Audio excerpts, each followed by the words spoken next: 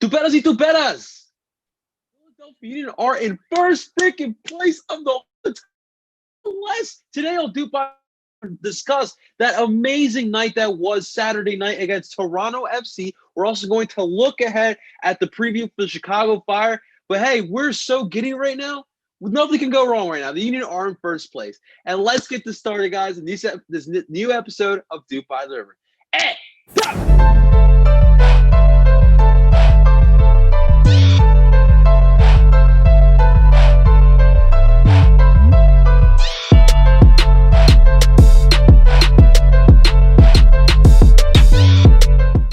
And that is right. Welcome everyone to DOOP By The River, the show where we follow everything Philadelphia Union, brought to you by Philly Sports Network. And before we get started, guys, do not forget to rate and subscribe to the podcast that talks about the first place team in the MLS, DOOP By The River. All right, today joined with me to talk about everything Union against Toronto and looking ahead against Chicago. Of course, my man, Mr. Tim Loving. Tim, what's going on, brother? How you feeling, man? I'm still in shock, disbelief. Yes. I still think I'm dreaming. That's really what it is. Seeing that game in person first off, and then just being able to see the Union get the recognition that they deserve for this season has been really rewarding in these last few days. Now I'm excited to go back through the game and recap it with you here and talk about all the things. Dude, for real, man, for real. It's crazy, too. I feel like we were really well represented by all the podcasts down in Subaru Park. Yeah. DOOP By The River was obviously covered by you that day. Yeah. Obviously, Sons of Ben Pod with Mac and Dazik's always going to be down there. I think Luke McClung from Doopy Brothers was there as well. I know Todd has been going down. He went to the last game as well, Todd from the Free Kick Pod. So it's great to see that even with the limited amount of fans that are allowed in the stands for the Subaru Park, we still got our big podcast there. So that's great to see. Absolutely. I'm glad you had fun. And it was electric. But let's just dive right into this, Tim, because, there's nothing else really to talk about besides the fact that the Union took care of business on Saturday night against a team that we knew we needed to get a big result. And you and I were going back and forth. I thought that we were going to give a little payback by getting the same scoreline they did on us a couple weeks ago up in UConn Stadium. But the Union absolutely laid the shellacking on Toronto FC. And I think, Tim, most important part here is I think the Union sent a message to the rest of the league. We are for real this year. We want the cup. The cup belongs in Philadelphia. It is, and it's funny because, I want to give a big shout out to Paul Catrino from Views from the Bridge, my good buddy. I was actually watching it with him. We were doing the crossover essentially in Paul Catrino's place, but it was great. I wasn't able to go down to the game, but it was great watching it with someone who understands what this team means to me. And we literally looked at each other and we were in just complete shock and disbelief for what was happening because we know what the significance of that win was. We took it to Toronto FC. Toronto FC, Tim, is a team that always turns it up around this time of year. Yeah. Around this time of year, we know Toronto likes to turn it up, and they want to go hard at their next MLS Cup run. But I think we stopped that a little bit. We stopped that bleeding a little bit there. Yeah. But I just want to first off get your initial reaction from the performance of the Union in that game. It was an all-out perfect performance from the Union. I don't think there was a bad game by any player on the field, whether they were a starter or a sub. Everyone came to play and really showed what this team can do against a good opponent. I think they were a little bit annoyed that there were question marks kind of thrown at them because they hadn't beaten one of their closer teams to them in the standings this year. And they knew coming into the game a little bit, maybe they had a little bit of an upper hand with some injuries limiting some of the Toronto players and then some omissions even without an injury. So they kind of knew right going into game time, okay, like if we can implement our game plan, we will be successful. And they were at full strength, obviously welcoming back El Brujo, which I have been talking about a little bit here, seeing him in person for the first time because he wasn't able to play in that first game back at Subaru Park where fans were allowed in. he's electric, man. Like he is, I mean, we've obviously seen him on TV, but it's a different thing to see him in person. The way that he uses his pace, his pressing ability. He was in the grill of Michael Bradley and Pozuelo for pretty much the entire time that both of those players were on the pitch.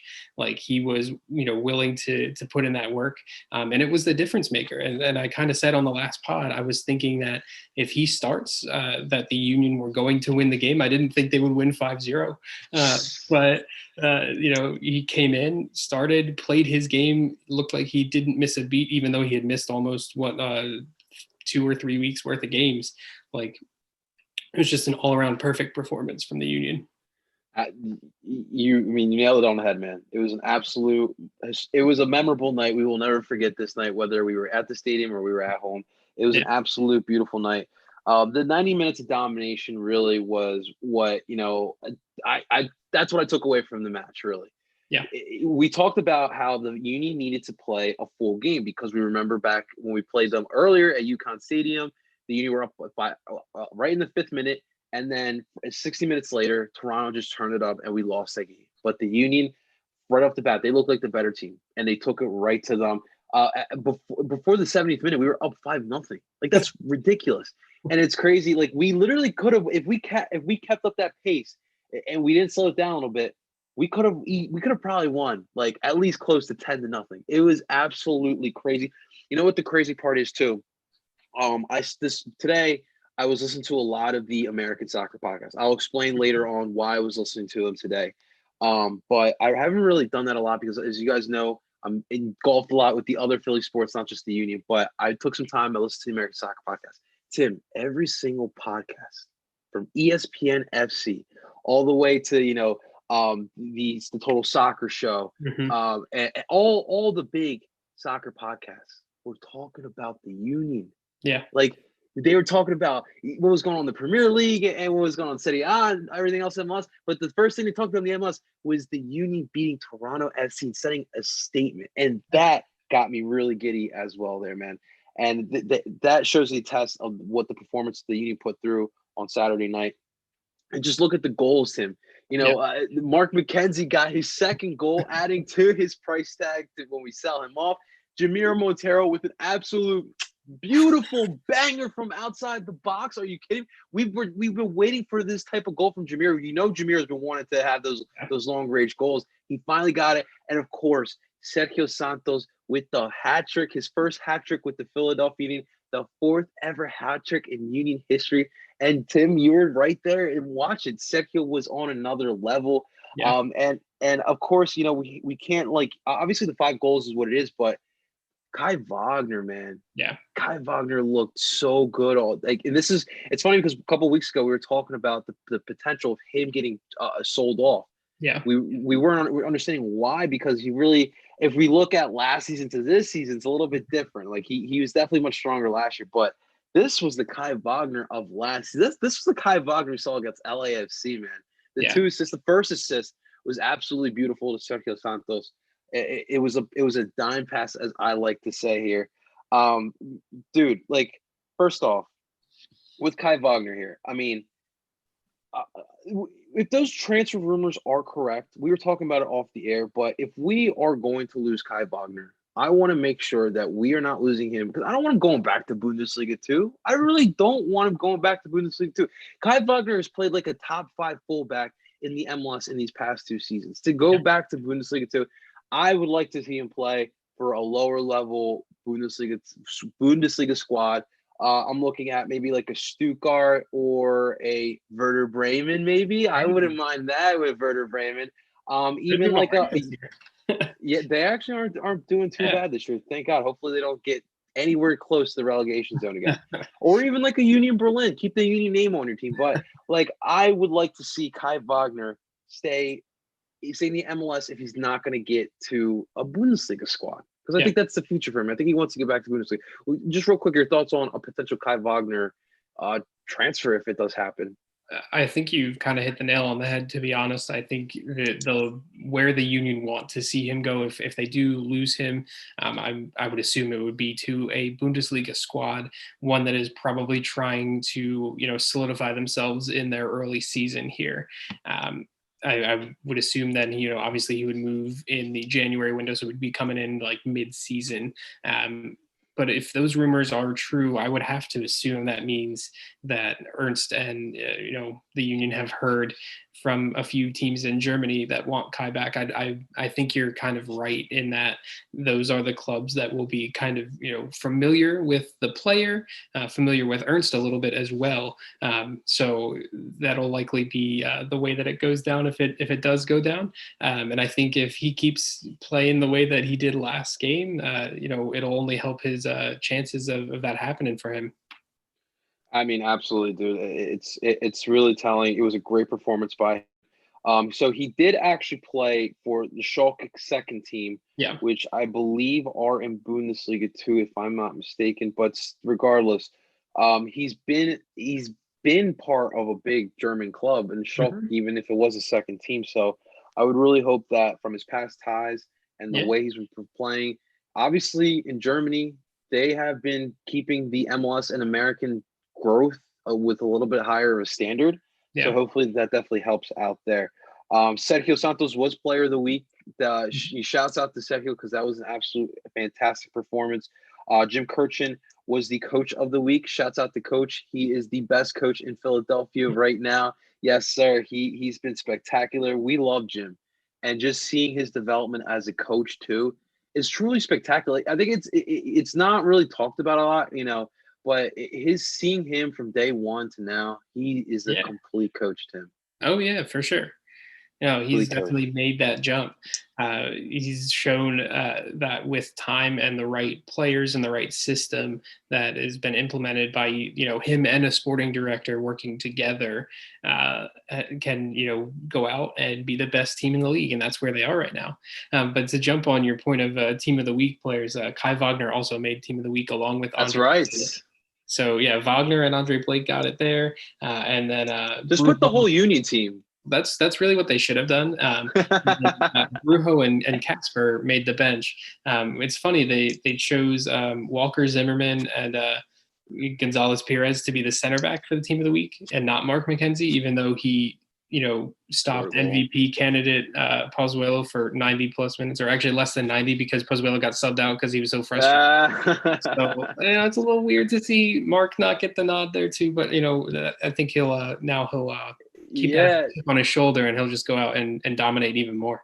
Yeah, Tim, what's crazy too is we were hearing all them Pozuelos for MVP. It's his award to lose at this point. And what does he do? He gets freaking stopped in Philly. You love to see it, Tim. Absolutely love to see it. He was one of the most vocal players on the pitch, and I know you haven't been at matches yet this year, but since there are so less people in the stands, you can hear things on the pitch now and then. And when there's something that doesn't go Pozuelo's way, you can hear it in the stands. So yeah, he was getting frustrated all night by the center backs, by Brujo. Everyone was kind of on his back every time he touched the ball. So yeah, he was not a happy player. Yeah. Last point before we move on, Tim, I want to talk about the lineup because we talked about it in the preview. The lineup the best Union lineup is when you have Blake as your goalie, your back line, Kai Wagner, Mark McKenzie, Jack Elliott, and and Ray Gaddis. Wait, do we have? It was Glesnes this game, and he was Glesnes. Yeah. Even so, like Glesnes and Elliott. Exactly. Glad I caught that one. No, Gaddis at right back. Your midfield with your both shuttle midfielders, Jamiro and Ali. Your 6 at Brujo, your 10 Brandon, and your strikers Casper and Sergio. That is the best combination or the best lineup for the Union going forward. And it's crazy because we talked about off air after last season, after we lost to Atlanta in the playoffs. I said that going into next year, what I need from this Union team is 3 things. Number 1, consistent play from Andre Blake, which I didn't feel like got all the time last year. This year, a complete different animal. He's been the best goalie by far in the MLS this season. Number 2, a number 6 that could play defense.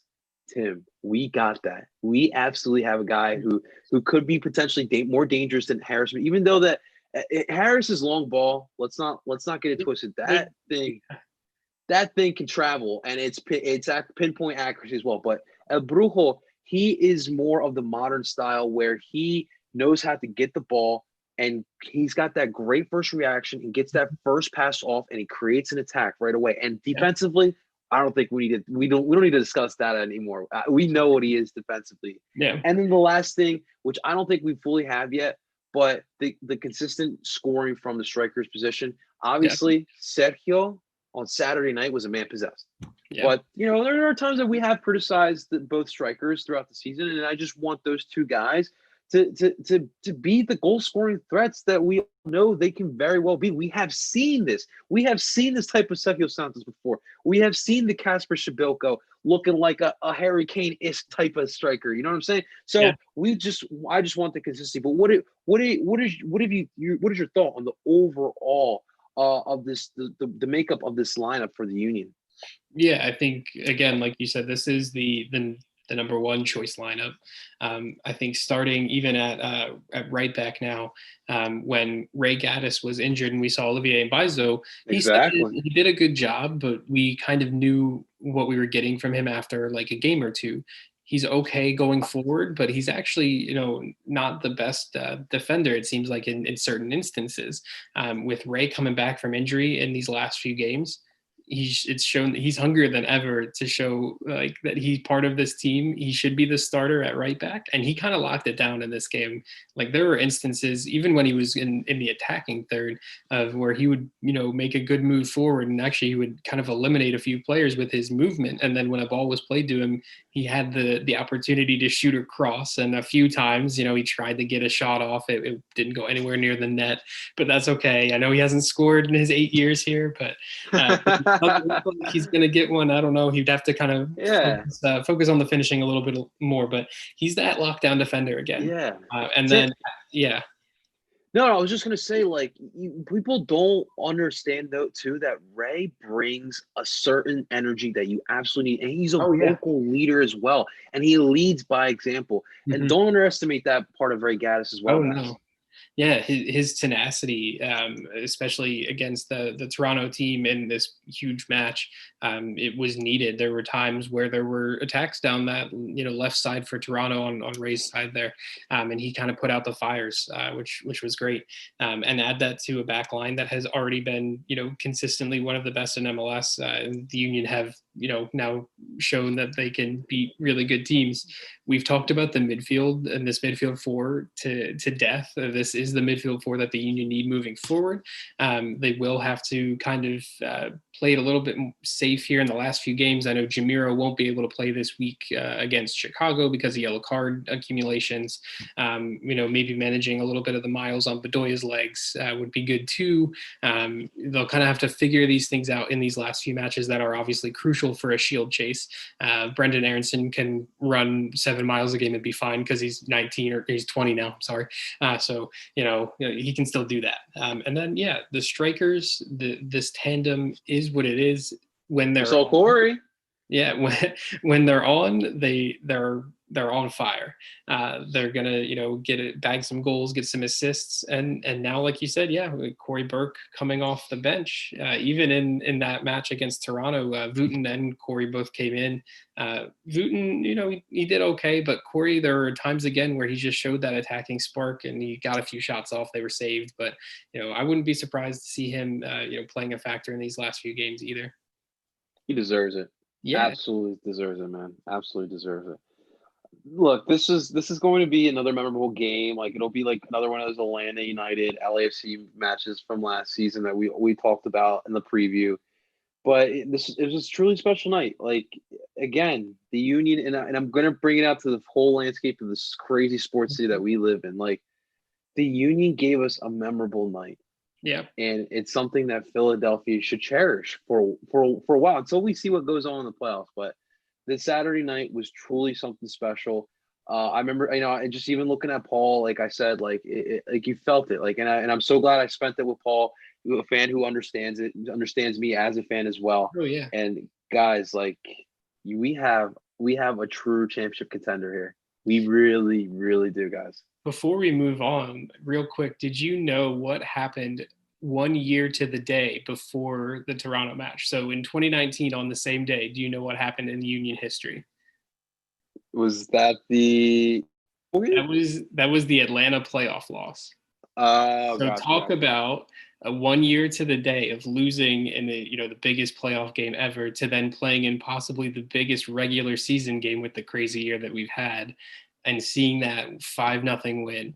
When you talk about a year to year progression, this team has shown what they're capable of, and now we're kind of into the home stretch. I can't help but get goosebumps, man. I Yeah. cannot help but get goosebumps. Oh my god. All right, guys, well, let's move forward here. It was a great match, but it's time to move on because the job is not done, ladies and gentlemen. And Wednesday, this upcoming Wednesday, we are recording on a Monday night here. This upcoming Wednesday, the Union are going to try again to maintain their supporters. We didn't even talk about Supporter Shield, man. Oh It's yeah, back. we It's skipped right over it because it should have never gone away. back. Exactly. I'll just touch upon it briefly, just like Yeah. what went down and how we got it back. Yeah, so it seemed like the Supporter Shield Foundation was working with the different club supporters groups and MLS to after they got all that backlash of figuring out the right thing to do, they put it to a vote, and it passed and it's back officially, and they put out their statement on what was that, October 23rd, so Mhm. on the day before the Union match there. So yeah, it was nice to see that it's back officially, and now we're the Union are in the driver's seat. They hold their own destiny in their hands. 3 matches left for both them and Toronto, and I know Columbus isn't too far behind, but that's the same for them as well. So the Union have this thing, and if they want to take it, it's right there for the grabbing. We got the Supporter Shield in our hand. No, not almost, guys. Almost. But yeah, so the Union are in, like Tim said, we hold our own destiny. So we have to make sure we take care of business in these last 3 matches. And first up on Wednesday night, like I said, the Union will be hosting the Chicago Fire at Subaru Park. This will be the first time that we face off against the Chicago Fire. And let's face it, guys, this is a Chicago Fire team who just drew to the Red Bulls 2-2. They are sitting in 11th place in the Eastern Conference with 21 points. So playoffs are not dead yet, but I mean, you're talking about 5 points, 3 matches. Yeah. And then your first match is against us. Mm. So yeah. But worse things have happened. We have seen the Union last season. What was it? We lost like 4-1 up in Bridgestone, whatever they called it back then, Bridgestone Park, which we'll get to as well in a second here. But look, I mean, Tim, when we talk about the Chicago Fire, dude, it's literally like a team. It's like if I can like relate it to another sport, I'd say like a Detroit Lions. You Sure. got some Yeah. history, right? You just for a long time now, you can't get it right, and for whatever reason, this franchise cannot get it right. We all remember the turmoil that was this past off season with the Chicago Fire, the whole brand change, getting out of Bridgeton, moving into downtown Chicago, which is now Soldier Field, which Yep. means, yes, another NFL stadium that we're using, which I hate to my core. And what did Nashville, which we'll get to that in a second. Nashville's still playing with freaking football lines down on the dude. That drives me insane, Tim. The fact that I see those stupid little freaking 20-yard line. I should not be seeing that in soccer. They had the Titans logo in the middle of the field too. Oh man, it drives me crazy. I will say, I mean, you and I, but we talked about it. You and I haven't watched a lot of Chicago Fire this year, but Yeah. I really hope that they're not. I should not be seeing the Bears C in the middle of the Chicago Fire game. So yeah, it's just a weird time the Fire, and I think you and I both agree. Like they kind of feel like they're stuck in a MLS 2.0 type of thing. We saw them going out and getting a bunch of DPs. I think last year they had like their whole roster was full of midfielders, which was freaking ridiculous. They put Bastian Schweinsteiger, one of the best defensive midfielders in Europe of all time. They put him at the center back position. It was weird to see him retiring as a center back, but it is what it is. I mean, I guess what I want to know first, like, just your thoughts on this Fire team, whatever it is you think about when you think about the Fire. I mean, honestly, the only reason I've kept a few tabs on the Fire this year is because of the former Union players that are on the Fire. True. Fabian Herbers has been balling out for the Fire Yeah, yeah. as their number 10, which we saw when he was a Union player. He briefly played in the 10 role and he looked okay, and he's shown he can kind of play there as an MLS player. I think we're doing okay in that position. Oh yeah. I mean, him not being there is fine.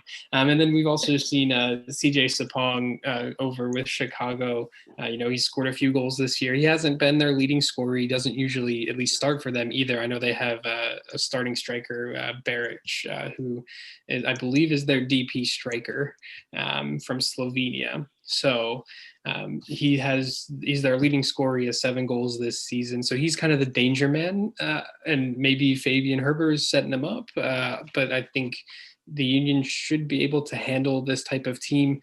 Maybe too, when you think of the Fire, you can maybe think of. I know they traded for Francisco Calvo, the Costa Rican center back from Minnesota, which is where they traded last year, I believe, to get him. So he's kind of holding it down on the back line with Jonathan Bornstein, the old U.S. men's national team vet, 35-year-old. That's the 2010 World Cup team. Yeah, still playing left back at 35. So then you can't really talk about Chicago without mentioning Mihalovic as well, the young up-and-comer for the U.S. men's national team who plays in the midfield in different roles. We've seen him play the 10. It looks like he's been playing the 8 right now for Chicago, I guess, trying to link up some play.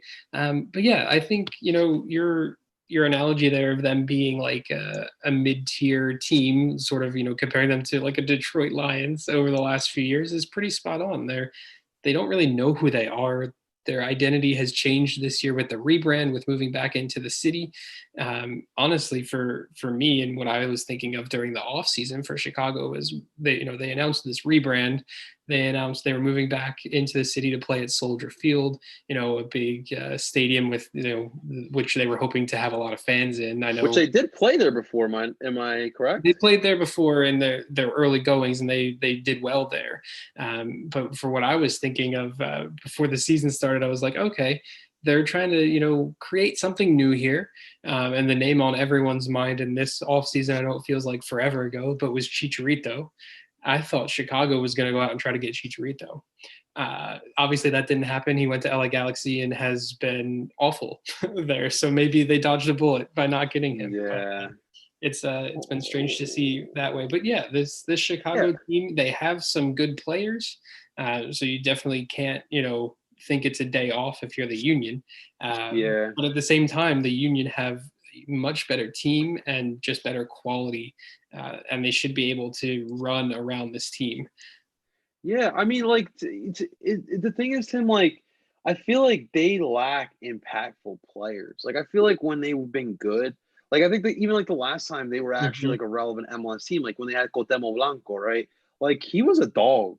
He was an absolute dog. Yeah. He would score at will. He would put the team on his back. And even like when they were good, like you had like Carlos Bocanegra and you had DeMarcus Beasley and even Ante Rasov was scoring goals for him. And Jim Curtin at center back. Yeah, that's right. That is absolutely right. Center back. That is correct. He was a hard working type of player, but like they just kind of like lost their way. Like they don't. I think they're just like overthinking it too. Like, yeah, I don't know what this team is really about. Like the few times that I've seen them play, I did try to tune in or watch some of the highlights of their last match, and it looked like they were going to get 3 points against a pretty good, or up and coming young Red Bulls team over the last few weeks. And then they let a goal go in the 90th minute to draw. It feels like a loss for them now coming into this next match. So yeah, it's hard to know what you're going to get out of Chicago right now. Yeah, and that's another market that the MLS should they should dominate the Chicago market as far as the soccer team goes. Like you have a huge Polish population, you have a huge immigration population with Latinos as well. Like it's a big metropolitan city with a lot of different cultures. They should be doing a lot better than what they are doing right now. Thank God the Union are starting to figure it out. But yeah, it's great you got in the downtown. I think look, I love Chester. Trust me, I love being down there. It's a lot of fun. It is the best experience as far as game day goes in Philadelphia. But I understand the significance of being downtown. I understand the significance of having your team within the city's borders. So I think they did it great there, but it's just like I said, they just are lost. It just really feels like they are just lost. Yeah. All right. Well, I mean, Tim, give me your prediction. What do you think the Union do here against the Fire? Yeah, I think the Union will.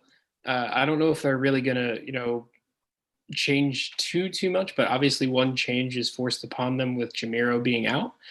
So I think that gives them, the opportunity to throw out a different look again. And I wouldn't be surprised if we see a 4-2-3-1 with Casper up top and Santos and Aronson out wide and Wow. Fontana at the starting 10. I wouldn't be surprised to see that. Then you have, Bedoya and El Brujo next to each other in, those holding spots. And then the back line and the keeper are what they are. You can kind of plug in who you want there. Obviously, for outside backs, you want Wagner and Gaddis right now. And then center backs, it's hard to take Mark McKenzie off. So it's kind of then down between Glesnes and Elliott, as it has been for most of the season. So, yeah, I think the Union might come out in that way. And I think if they do, they'll be able to kind of spread the field, against a Chicago team that'll likely play in the same formation. And with Chicago's midfielders not being the best defensively, at least from what we've seen and how they've lined up in the last few games, I think then you could possibly see, a lot of interchange between whoever's playing out wide. If it's Santos and Aronson kind of moving in, playing off of Fontana and Casper, creating some different overlaps and chances that way. And I think if that happens, the Union should win this comfortably. I wouldn't be surprised if this is like a 3-1 win, to be honest. Yeah, I agree with you. I don't think that we should be putting out, the A team lineup here in this match. I still think that, if you sit out a couple players, even if you sit out an Ali and Jamiro, I think again you are gonna have to line up in that 4-2-3-1. I agree with you. I still think that you can still put a formidable lineup that could win this match. I'll be interested to see, how deep Jim does go into his bench. Like, is this a type of match that we will see a DeVries or a Turner or even Sexy Season? I But don't know. I think that I think that's that as well. Like if we didn't see him earlier this year, we're not going to see him until maybe next season. So, Yeah. but no, I still think that the Union are going to take care of business. I could see this one being a 2-0 victory for the Union. Yeah. I think that's what it's going to come down to. All right. Well, Tim, last week we didn't have time to do predictions. We did both get the one prediction right. We both predicted that the Eagles would beat the Giants in our 5-for-5 love. Shouts out to the Eagles, first place in the NFC East. Woo! So it's always a good time. We got two first place football and football teams in Philadelphia. That's always One's great. a little bit better than the other one right now. Yes, though, I would say one's a lot bit better. little. I will say. Yeah, I would say a lot bit. All right. So let's do predictions again here this week, Tim. And let's start off with actually tomorrow, Tuesday, the 27th. We have two matches here, Tim, on this night. First up at 7:00, we got Montreal facing off against Nashville Soccer Club. What do you see happen here in this match? Yeah, this is an interesting one. Nashville kind of quietly have moved up the standings. They're in 8th place. Yeah. They're 2 points above Montreal, which if you had told me that a few weeks ago, I would have called you crazy, but that's what MLS does.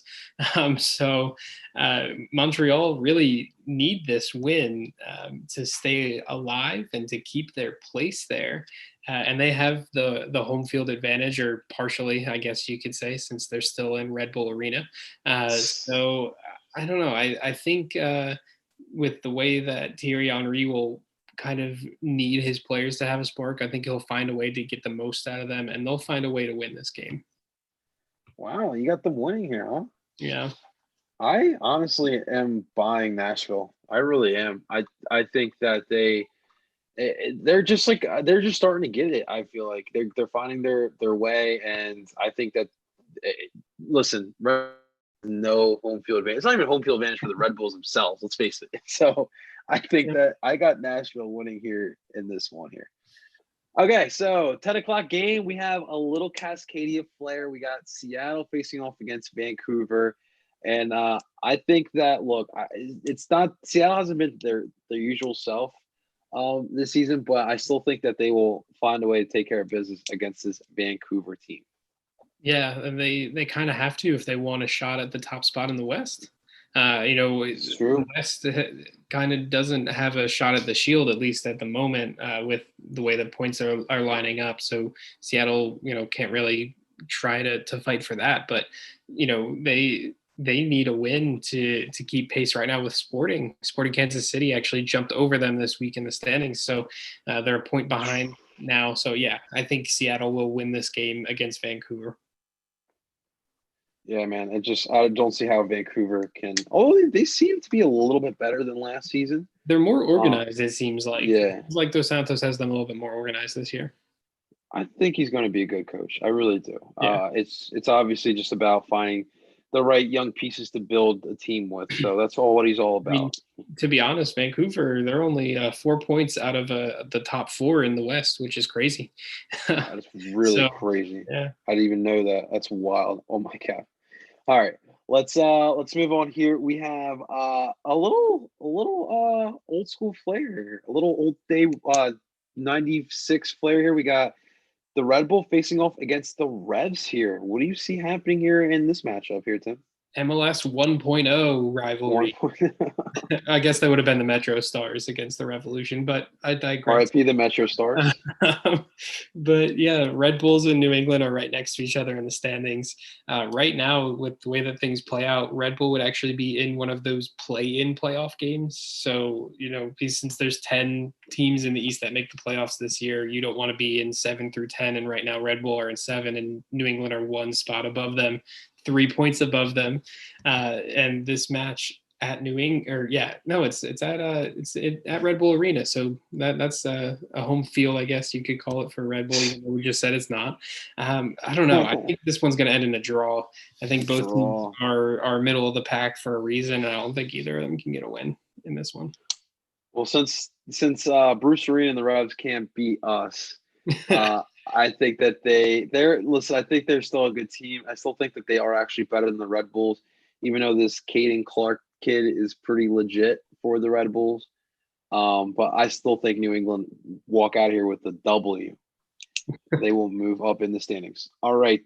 Next up here, Tim, we got FC Cincinnati facing off against SKC. We know Cincinnati have not been able to be themselves. Haven't really gotten draws, which it's what happens when you play for draws. You're not always going to get your way, and Yeah. you look at the last 5 matches, 4 losses, 1 win. SKC is going to take it to them. I'll give him credit because their one win was against Columbus, and it essentially knocked them out of the three-way race for the Shield. So props to Harris Medunjanin for that cross, that game angle. No, but this is last place in the East versus first place in the West. It's Sporting. They have to win. Yeah, they really do. They really do. All right, next up we have Orlando City facing off against Atlanta United. Yeah. Orlando just lost a tough one to Inter Miami over the weekend in one of those newer rivalry games, and now they get another one of those manifested rivalry games against Atlanta. Atlanta usually dominate that, but this year they don't look good at all. I know they have suffering injuries, no Joseph and all that, but with Orlando coming off a loss in that match, I think they're really going to have a fire lit under them. They'll be at home again. I think they'll get a win. Yeah, it's rough for Atlanta. It really is. I guess Atlanta really hopes that they can somehow find a way to get back to the good old days of winning and a great style of soccer, but nah, it's just not their time this year. I got Orlando winning here. All right, next up here, Tim, we got Toronto. After the whooping they took from the Philadelphia Union, will be facing off against NYCFC, who we all remember that epic game last year in the playoffs, second round, when TFC knocked out NYCFC. Here in this matchup here, Tim, I think that Toronto is going to play motivated, and they will get a 1-goal win. They'll win by 1 goal, I would say. Yeah, and I got Toronto winning here. It's funny, this match is between two teams that have called that UConn Stadium their home stadium at one point. New York City has played a home game there when they weren't able to play in either baseball stadium in New York City. So that's just kind of funny. Maybe they'll have a little bit of a at home feeling in that match. But I think you're spot on. Toronto will want to come out firing after getting their butt whooped. I will say this is the toughest match that Toronto have left. So from a Union standpoint, you're hoping that they, find a way to drop some points against New York City, but I don't think it's going to happen in this one. I think that Toronto will find a way to win after that game last weekend. Absolutely. Here in Philly, we always want to see a New York team lose anyway, so it's all good. All right, DC United facing off against Columbus. What do you got here? I mean, Columbus is still third place. If they want to keep that spot, they'll have to beat teams like DC, at the bottom of the table. Now they're not. DC aren't in last place anymore. That has been taken over by Cincinnati. And we've seen that DC are a little scrappy, so I might think that it'll be a little bit of a tough matchup, but Columbus will find a way to win the game. Especially since it is a home game it's at DC. Just kidding. So it'll be a little bit more difficult, but I think Columbus will still find a way to win. Yeah, I agree. I think Columbus still wants to try to get that supporter shield. Yeah. And I think against DC, they should be able to take care of business. And I got Columbus winning here as well. All right, let's move on here. We got Minnesota United facing off against the Colorado. Have Colorado even played? Colorado did play this past week. Oh, my God. First time in a very, very long time. I'm just trying to pull up their game. That was that Colorado played against Sporting Kansas City and lost 4-0. Holy shit. So a good welcome back for them there. But in this one, I don't think that they're going to have any more luck against the Minnesota United team. Minnesota's right on that outside looking in of a top 4 spot, which is where you want to be, to get that home playoff game. And I think they'll be motivated enough to really take it to Colorado, who just don't. I mean, it's been a really rough season for them, and for no fault of really their own. I mean, there's been some issues with COVID, but it hasn't seemed like there's been a lot of real issues with like the team, like maybe like what we've seen in the NFL with the Titans and how they had some issues and they are kind of getting fined for it. It doesn't look, at least from the outside looking in, like Colorado have had those issues. They've just had bad luck with cases. So they have to travel to Minnesota. Apparently it's supposed to be really cold and possibly snowy in Minnesota this week. So I don't think they're orange ball. Maybe they still do the orange ball? Maybe an orange ball game, but yeah, Minnesota, I think, win that one. I think of, what was it? The United States against Costa Rica. I remember watching that game. That was one of my favorite games ever.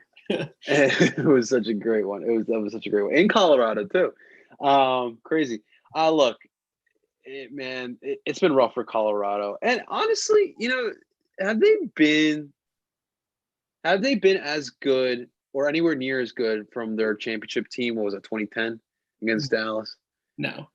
They've made a lot of very odd moves, I would say. Like, yes. Like MLS I will agree. Moves, like trading for, MLS players that we thought might move to Europe, but instead they go to Colorado. Like Kellen Acosta was really good with FC Dallas. There was talk of him going overseas, and Colorado was like, okay, we want to jump in on this and maybe get some, portion of a sell or, sale from him playing well. So they went and got him, and then he's kind of stalled because he's been in Colorado. And obviously Keegan and Austin too are there now. Austin, at points you had, Kai Kamara there at one point. Who was the rookie of the year last year that took it from Brandon? I know exactly who you're talking about, and he hasn't done anything this year. Is it Shinyashiki? Is that the guy? It was some crazy, like, I think it was like Japanese type of name. Yeah. But no, I was just like, remember, I was like, because he came in like in the middle, halfway through the season, he just starts like coming out of nowhere, exploding with all his performance, and then he takes the award from Brandon. But no, Back to this match, Colorado. I feel like they sold their soul to the devil after winning that MLS Cup back in 2010, and it's just gonna keep going, getting worse. This is a tough Minnesota team. And if it's snowing, that makes it a lot more entertaining. But I got Minnesota winning here. Yeah. All right. Next up, we got FC Dallas facing off against Inter Miami. This one should be interesting, like you just said. Inter getting the victory over Orlando in the last match. And obviously FC Dallas, they got our boy Fafa. We always want to see Fafa win unless it's against us. It should be a good one. And I'm going to go with Dallas. I think Dallas is going to get the victory here. If I'm not mistaken, aren't they fighting for playoff spots? Right? They're not guaranteed a spot. Yeah, Dallas is in sixth place, so they're in a playoff spot firmly. But they're only a few points outside of that top four that we keep kind of talking about. LAFC kind of has a stranglehold on that right now in that last spot. And Inter Miami just moved up into the playoff line in the East. That those play-in games, they actually moved into 10th over Atlanta and Chicago this past week. So it should be interesting. But yeah, I think I'm with you. I think Dallas finds a way to win at home. All right. Next up, we have Portland versus the Galaxy, man. Dude, it's getting worse and worse over in Carson, California, man. Oh, what do you got? Who do you got here? I mean, Chicharito doesn't even make the 18, and he's a healthy scratch in the last game. At least that's what were some of the reports that I was seeing. I already heard the return to Chivas rumor. It's just bad. It's just so bad for the Galaxy this year. I feel for their fans, sort of, but not really, because they won too much. So Portland is going to take this one pretty easily. Yeah, I agree. Portland's just going to run away with this. Yeah, it's gonna be pretty ugly. Pretty ugly. Okay, so next up we got LAFC facing off against Houston. And LAFC has the reigning MVP back, and they don't look too bad. They don't look too shabby. They look like the team from last season. I got LAFC running away with this one. Yeah, if Carlos Vela can get hot in time for the playoffs, watch out for LAFC. They're going to be right back in the mix, proving people wrong if they can get some things going here. What the hell? Houston's trying to get into the playoffs. They're 3 points out, but I don't think they're going to get it against LAFC. Dude, I was just trying to run away with the MLS, and then here comes Vela and LAFC. What the frick? Oh, so I mean, for that thought there, they do have to go through the West playoffs, and from what we've seen, they don't do well in the playoffs for whatever reason. So, could this be the season? Could this be it? I hope not. A lower seeding. All right. Last match that we're going to talk about here, Tim, is the last match of Wednesday. We have one San Jose Earthquakes and one RSL, who I'm looking at the standings right now, Tim, and they are both 8 and 9 in the Western Conference. That is a great way to end the midweek matches. 2 points separates them. Obviously, RSL needs to win, but Tim, can RSL catch up with San Jose here and actually jump them? What do you think? RSL is just really weird this year. I can't get a read on them. There's like some weeks where they look really good and other weeks where they don't. San Jose play that style where that's sort of in their DNA of 1 week they're really good, 1 week they're not. I think if San Jose want to be a playoff team this year, they're going to have to be able to get that 8th seed, that final seed. They have it right now. They're playing the team that's right below them. Go out, play your crazy style of soccer, and find a way to win on the road, and it'll solidify them there. Look, so I look at this matchup, and obviously I think that the pressure is on San Jose. Like, for San Jose, you need to make the playoffs. Like, you have one of the best coaches on this side of the planet, right, in Matisse Almeida, and this is year 2. And you would think that they would make the playoffs here in year 2. Obviously, whatever happened year 1 happened. They could have made it, but they didn't. But now this was what we expected from them to find in the year 2 to make the playoffs. I think simply because the pressure is on San Jose, RSL's can play well. Like they can play well. So I think RSL is going to get the upset here. I Okay. think the pressure is going to be too much for San Jose, and I think RSL sneak away with a victory here. Nice. Yeah. That should be interesting. Definitely should be interesting. All right, Tim. Before we sign off here, I wanted to just touch upon real quick on the American soccer community. We lost a really huge member, especially for us, Tim. We are a podcast within the American soccer community, and I really just wanted to give my condolences to the Total Soccer Show. Yeah. They lost their one of their co-hosts in Daryl Grove, and I talked about it on Twitter. I started getting into union coverage about February of 2019. We're now in October 2020. And when I started getting into it, I obviously, wanted to look at the whole American landscape. And there was a couple podcasts that I would listen to get into that. And the Total Soccer Show was one of those podcasts that I would get into to know what's going on in the American soccer landscape. And it was great listening to those guys because not only were they an informative podcast, but it was entertaining, like hearing them go back and forth. Like it seemed like two good buddies. And it kind of was like a model for me to follow once I knew I was going to get my podcast. And I've been blessed enough to be, to do these podcasts with you, Tim. Yeah. And, just the thought of what Taylor and Daryl's family are going through, like I couldn't even imagine losing you.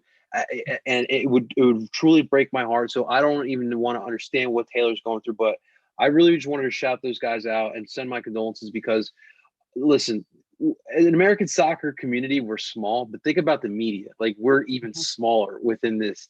And we really have to get each other's backs because we're only going to grow as a community. And again, we send all our condolences to those guys. It truly was a sad weekend. We lost someone really big within our community, Tim. Yeah. I mean, I remember I never really listened to their show too much, but yeah, as someone who follows the U.S. men's national team and looking for any kind of coverage in terms of something to listen to and talk about players coming up through the ranks and everything like that, Total Soccer Show was always on my list of if there's some kind of American soccer news regarding the national team, they were the first guys that I would go to listen to what they had to say. Yeah, man. So yeah, it's definitely a difficult time for them. My heart goes out to Daryl's family and everything there. So yeah. Yeah, you're 100% right, man. It truly is sad, and that's why I told you guys that I got into listening to the other American soccer podcasts because of that. Like, it got me in the mood, and I golf myself a lot with Philly sports, but I still want to take a look back at what's going on in American soccer because I do cover the Philly sports because of this American soccer team that I love so freaking much, and it truly. At least I got to hear all these soccer podcasts talk about the Union. So there was a plus with that. So we are getting our national recognition. But again, thoughts and prayers go out to Daryl's family and to Taylor, who, Taylor and Daryl were, in the trenches every week, grinding and trying to give us the information that we needed. So I hope he's able to find the next co-host that can, because it's not easy. Yeah. They're not, from my understanding, they're not going to stop the podcast. Yeah. So they're going to go right into it. He's going to have to find a new host, and that is not easy. Building that chemistry up again, right? Whew, that's so not easy. But thoughts and prayers, man. Yeah. Tim, any last thoughts for our listeners here? Yeah. So I think to end the podcasts here, at least for the next few weeks, I'm just going to highlight what the Shield race looks like right now. We know the Union are, in the driver's seat, so to speak. They just need to take care of their business and they will win the team's first ever trophy, which is crazy to think about here in 2020. But looking at the schedules for both Toronto and Philly, obviously we know this midweek, as we just talked about, the Union play Chicago Fire, and then the Toronto FC play New York City. So be sure to check those games out. I believe they're both on Wednesdays. We were both going through all of those matches. And then as we turn to next weekend, the Union are at Columbus again, and Toronto is at home, or at least, up in Yukon. Against Inter Miami. So that is what this weekend will look like. And then we finish things off on decision day. Union play New England for the 10,000th time, as Jim Curtin even said in one of his latest press conferences. And Toronto will play at Red Bull Arena against New York Red Bull. So just keep those games in mind here as we move forward, everybody. These are crucial ones to keep an eye on. Absolutely. Listen, for Toronto FC fans, look, it could be worse. I'm hearing the Toronto Raptors might have to play their home games in Louisville, Kentucky. Yeah, it's not a bad commute from Connecticut to Toronto, so not too bad. And look, guys, we want banners. We want those banners to be flying around Subaru Park. I think that we should hang our banners from the Jersey Commodore Bridge, but that's just me. But listen, we want banners, and hopefully this year we can get 2 banners hung up around Subaru Park. It would be a great, great day. Thank you so much for listening, guys. Do not forget to rate and subscribe to the podcast and leave a comment if you could as well. It would truly mean the world to us. Yeah. That is Tim Lovinguth over there. I'm at Barceto Philly, and we are both telling you guys to do ball. We'll talk to you guys very soon.